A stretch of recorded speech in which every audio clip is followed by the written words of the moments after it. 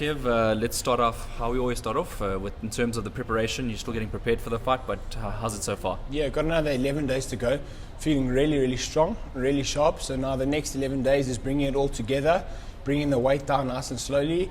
And yeah, I'm ready. I'm 100% ready for this fight. I never go into a fight unprepared, but I truly feel that this has been one of my best camps yet. Last fight, Vasil Duka, you went the distance with him. How did you feel in that fight? Yeah, look, ideally I wanted to knock him out, but he was a very defensive fighter. He didn't come to bring it to me, let's put it that way. He really came to survive. Credit to him, he had good defense, but no excuses. I was hell of a sick the fight week. I was on antibiotics, I had bronchitis, but no excuses. I stepped in the ring, put on a performance and got the victory. So ideally would I wanted to have stopped him? Most definitely yes, but he was very defensive. It's very hard to stop a guy who doesn't want to get hit. So on to the next one, victory. A talking point going into this fight was you choosing to defend the IBF World title over that IBF Eliminator. What was the decision behind that?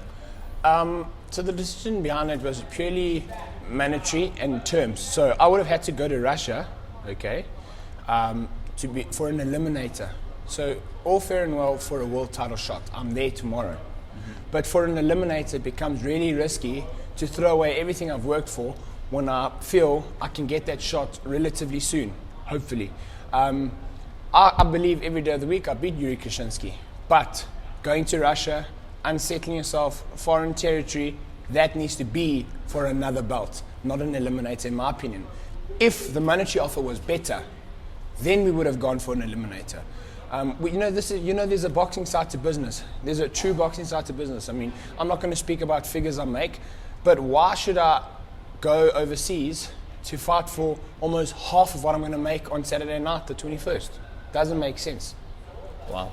So, yeah, you know what I mean? It's just, yes, I went from rank 3 in the IBF, or mandatory 2 or whatever it was, to now 11, because if you don't accept the eliminator, you get out of the top 10.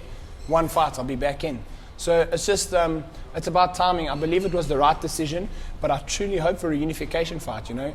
I'm not selling myself out there, not blowing my name up, but let's make it worthwhile. For example, let's say Ilunga Makabu. He wouldn't want to fight me for nothing. His team said they want to fight me for other belts.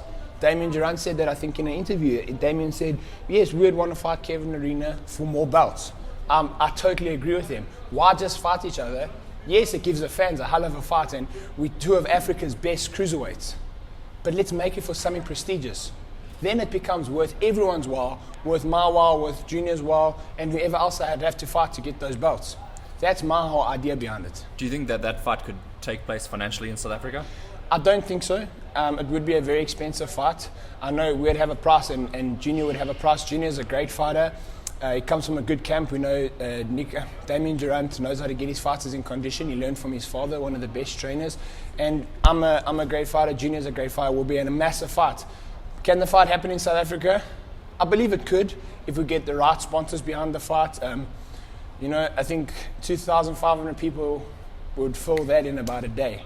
So we need a bigger arena, but that's maybe something for the future. Junior, like I said, I believe we're the 2 best cruiserweights in Africa, and I think that would be a great unification fight one day. That's my true opinion. Okay, now moving on to the current opponent that you got, SEFERI. What do you make about him? He's never lost at cruiserweight. He went up to heavyweight and he lost. He didn't do too well against Tyson Fury, but let's not forget Tyson Fury is a big man. He's a true heavyweight. I don't overlook no opponent, but I truly believe I'll be too much for SEFERI. But they've taken this fight believing they can beat me. They're coming to South Africa to win. He has his chance to become a world champion. I know what I have to do to win. Another name on my record. It will take me to 25-1, I think. Yeah, 25-1. We got plans for November as well. I'll be traveling abroad. But like I said, we're not looking past the 21st September. I've got to take care of business, and I want to make a statement. I truly want to make a statement against SEFERI. They say he's hell of a tough, which is great. It suits me better. We'll put on a display on the 21st of September. You said, I think it was at a press conference, you only have 4 years left. Why 4 years? Look, if you can achieve as much as you can within the next 4 years, let's say, God willing, I become a cruiserweight unified world champion and then go up to heavyweight and have a crack at something there, then I believe there's nothing left then don't overstay your welcome in the sport. I didn't put a real cap on it because it might take me 6 years. Okay. Might only take me 2 years. Who knows? But I just said, like, I believe I'll be in my prime for the next 4 years. So let's see where it goes. I can't put a cap on it. I don't want to cut my career short. But I'm 27. I'm still young in the sense of boxing. But like I said, I don't want to overstay my welcome in the sport, meaning, you know, some fighters just stay a little bit too long in the game. And they actually get a bit long in the tooth. Exactly. This new look gym that Peter Smith's got going on, how have you adapted to the new surroundings? It's truly amazing. I think it creates a new vibe, you know. A change of environment is so important. And Peter's done a great job in this gym. A nice big ring, 5x5. Open plan, open floor, so he's really done a great job. And look, it's a place to train. I'm used to training in the garage in Linden, so for me, humble beginnings, and this is really an amazing facility, so I really look forward to growing here. I was going to ask you if this is your last fight for the year, but you've alluded to the fact that you're going to be traveling after this fight. What happened to the Lawrence OKOLIE situation? Well, that's a prime example. So Lawrence OKOLIE, I fight Kevin Lerena for another belt. Same thing. So he's saying he's not going to fight me just for just, and I'm saying, well, I want to fight you for a belt. Makes sense, right? Why is he going to risk his career in London to fight me if it's not for a big fight? And I'm guessing you'd have to travel to London for Most that fight. definitely, but then it's worth our while. I mean, fights like that can happen. The monetary side's right. We can make the fight happen tomorrow. You know, we got the connections to make that fight happen tomorrow. But like I said, all in the right time. And he's on his current path right now. I'm not sure he's fighting Ivan Gabu or something for the European belt. So he's also still in a building phase. He's a good fighter. I rate him.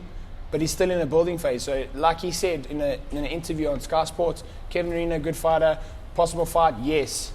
But he wants it for a belt. So like I said, those fights are, the cruiserweight division's alive, let's put it that way. When it comes to that particular fight, who's A team and who's B team? Me versus OKOLIE, I'm always beating. I truly believe I'm always beating. So many people underestimate me at their own peril. We just show up, we rock up, and we shut up. And that's the bottom line. That's what we do. I believe we're always the B team. I got the B team mentality. I got the underdog mentality. It's okay. My trainer believes in me, and that's all that matters. I don't care what anyone else thinks. As long as that man believes in me, we go to war. Anybody. Heavyweight, cruiserweight, no problem. You're going into this fight, your prediction for it? My prediction, I'm going to go and walk this man down, make him miss and make him pay. You know, there's those times where you've got to be very sharp and elusive, and that's what I'm going to be. But I want to make this fight exciting. If he wants to run, he can run. If he wants to bring it to me, he can bring it to me. Whatever happens, I'll be owning centering. What do you expect from him? Do you think he's going to bring it? Most definitely. He's heavyweight coming down to cruiserweight. Do I suspect he's going to be strong? Most definitely, yes. He's a big guy, 6'3". I believe he's going to come out really hard, and then we're just going to keep applying the pressure. We've got a game plan, but I'm in there to make it an exciting fight. I truly want to make it an exciting fight for the fans and also to prove a point. If I can stop this guy, I go down there with Tyson Fury who stopped him, so that's really good. And then just lastly, a message to anyone. A message to all my supporters, thank you very much for supporting me. To all my sponsors, thank you all so much for getting behind me. My team, Golden Gloves, my trainer, manager Peter Smith, believed in me since day one. My family, my teammates, I work alongside some of the best fighters, really good guys. Just everybody who supports me, thank you so much, because boxing is a very hard sport. It's a lonely sport, so that 2% of support we can get is support we really appreciate.